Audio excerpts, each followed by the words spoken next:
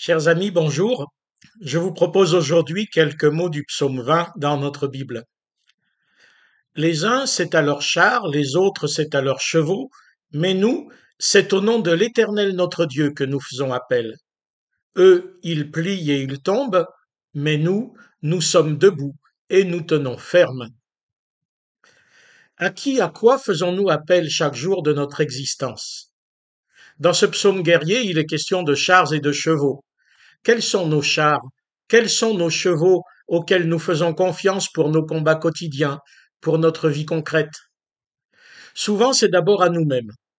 C'est dans l'air du temps, dans le contexte de notre société hyper individualiste, où chacun est seul face à ses problèmes, seulement accompagné par les réseaux sociaux, le bon sens de ceux qui n'ont pas les mêmes problèmes, et un discours sans cesse culpabilisant pour ceux qui n'y arrivent pas.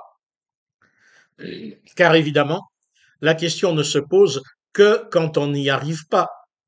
C'est alors que tout me dit que je suis un loser, à commencer par mon Satan intérieur qui me convainc moi-même.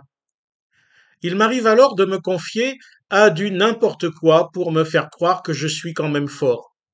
Alcool, drogue, gang, internet, et y passer de plus en plus d'énergie, mais tout ceci ne fait que m'enfoncer.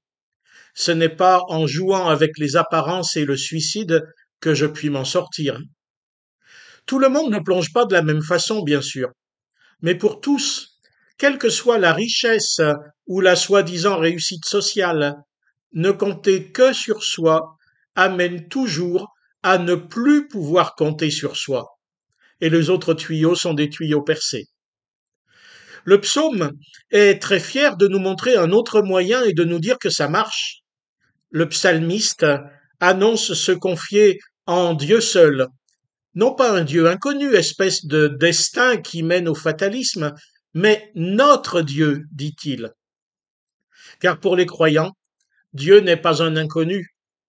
Moi, je suis l'Éternel ton Dieu, qui t'ai fait sortir du pays d'Égypte, de la maison des esclaves. Il est le Dieu dont nous connaissons les délivrances, et plus clairement encore pour nous chrétiens, il est le Père de Jésus-Christ, celui qui a vaincu la mort pour nous et pour toujours.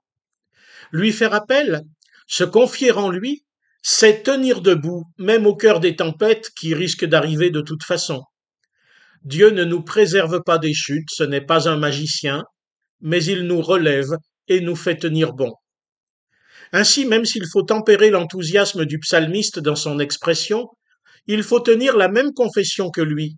C'est en Dieu que nous avons le seul secours efficace dans l'adversité, que celle-ci soit au dehors ou bien au dedans de nous. Bonne semaine à tous, dans la certitude que Dieu nous tient dans sa main et ne nous lâchera pas.